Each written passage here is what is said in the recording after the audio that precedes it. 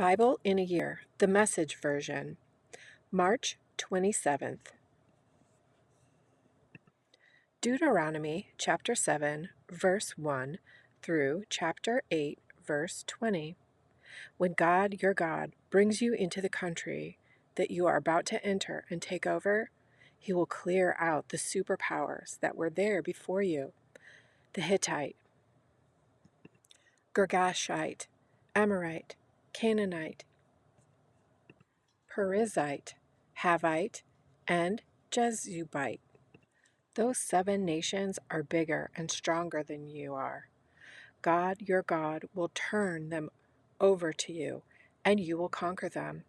You must completely destroy them, offering them up as a holy destruction to God.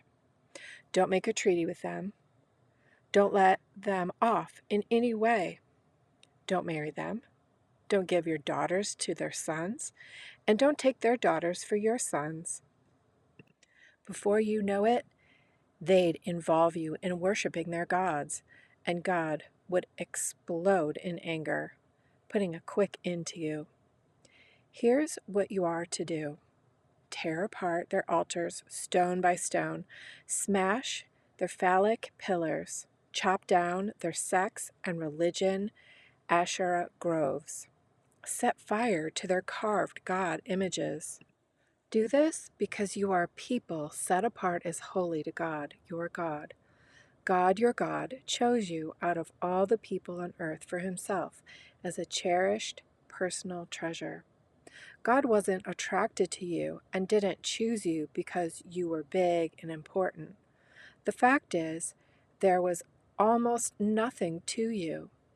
He did it out of sheer love, keeping the promise He made to your ancestors.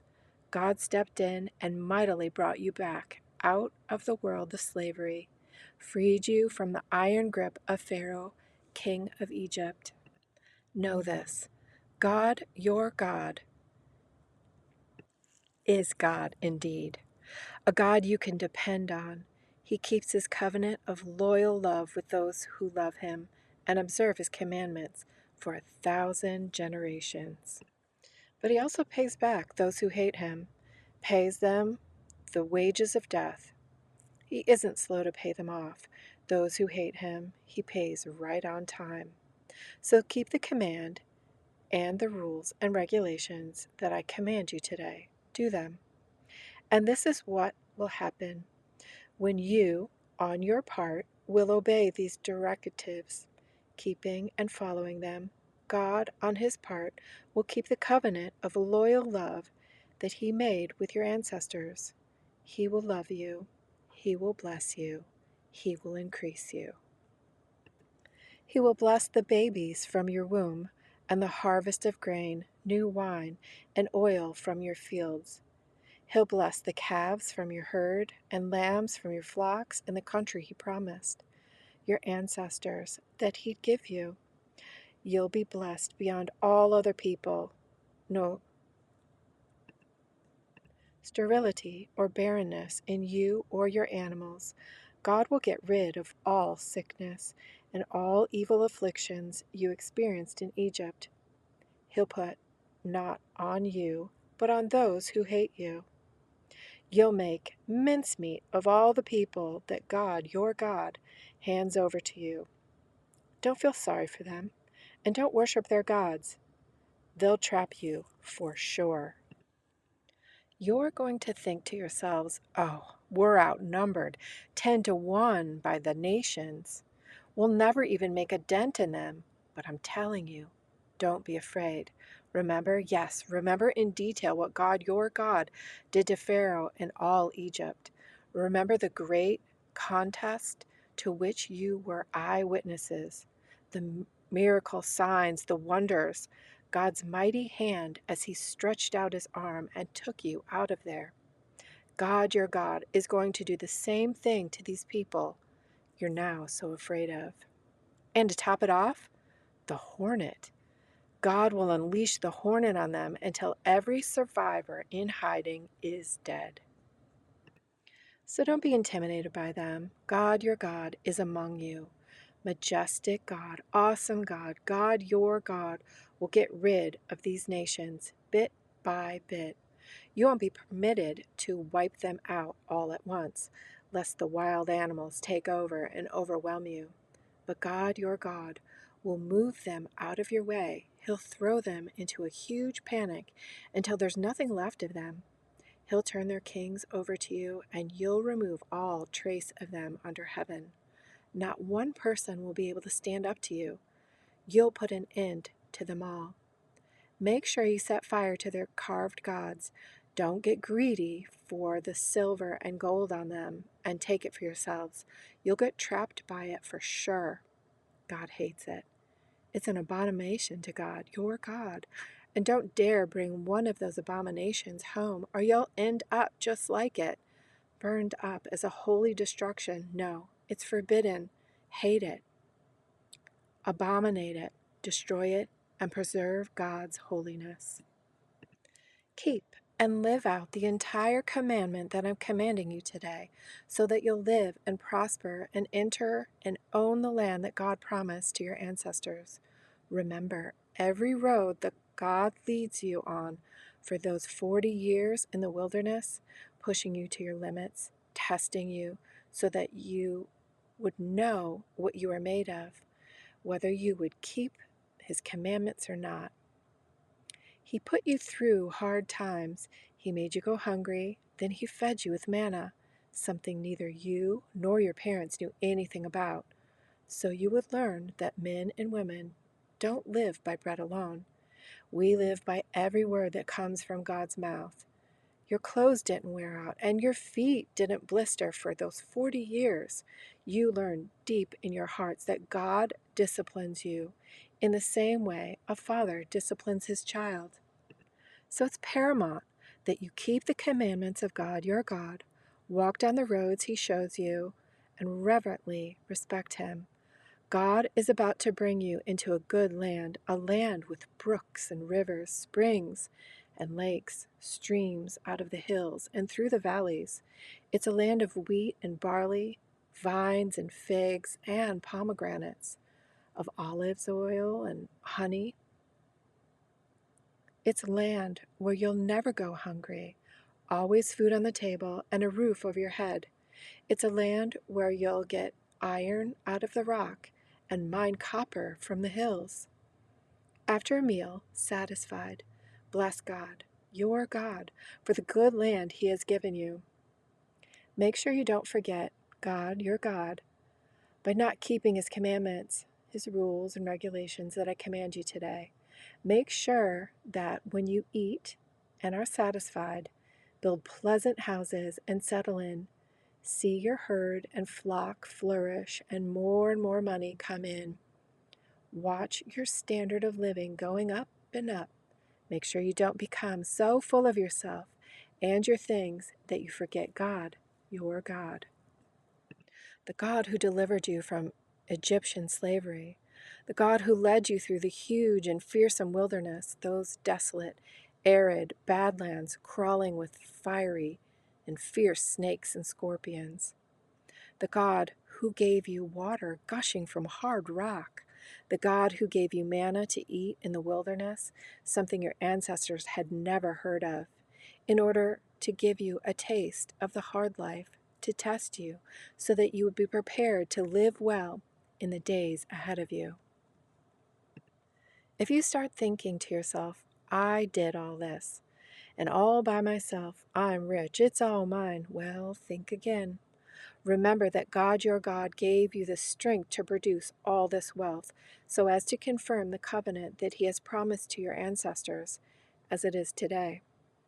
If you forget God your God, and start talking up and taking up with other gods, serving and worshiping them, I'm on record right now as giving you a firm warning. That will be the end of you. I mean it. Destruction. You'll go to your dorm. You'll go to your doom. The same as the nations God is destroying before you. Doom because you wouldn't obey the voice of God, your God. Luke chapter 7, verse 36 through chapter 8, verse 3. One of the Pharisees asked him, Jesus, over for a meal. He went to the Pharisee's house and sat down at the dinner table. Just then, a woman of the village, a town harlot, having learned that Jesus was a guest in the home of the Pharisee, came with a bottle of very expensive perfume and stood at his feet, weeping, raining tears on his feet. Letting down her hair, she dried his feet, kissing them, and anointing them with her perfume. When the Pharisees who had invited him saw this, he said to himself, "This man was a prophet. I thought he was. He would have known what kind of woman this is who's falling all over him." Jesus said to him, "Simon, I have something to tell you." "Oh, tell me." Two men were in debt to a banker. One owed 500 silver pieces, the other 50. Neither of them could pay up, and so the banker canceled both debts. Which of the two would be more grateful? Simon answered, "I suppose the one who is forgiven the most." "That's right," Jesus said. Then turning to the woman, but speaking to Simon, he said, "Do you see this woman? I came to your home. You provided no water for my feet, but she's rained tears on my feet and dried them with her hair. You gave me no greeting, but from the time I arrived, she hasn't quit kissing my feet. You provided nothing for freshening up, but she has soothed my feet with perfume. Impressive, isn't it? She was forgiven many, many sins, and so she is very, very grateful. If the forgiveness is minimal, the gratitude is minimal." Then he spoke to her, "I forgive your sins." That set the dinner guests talking behind his back.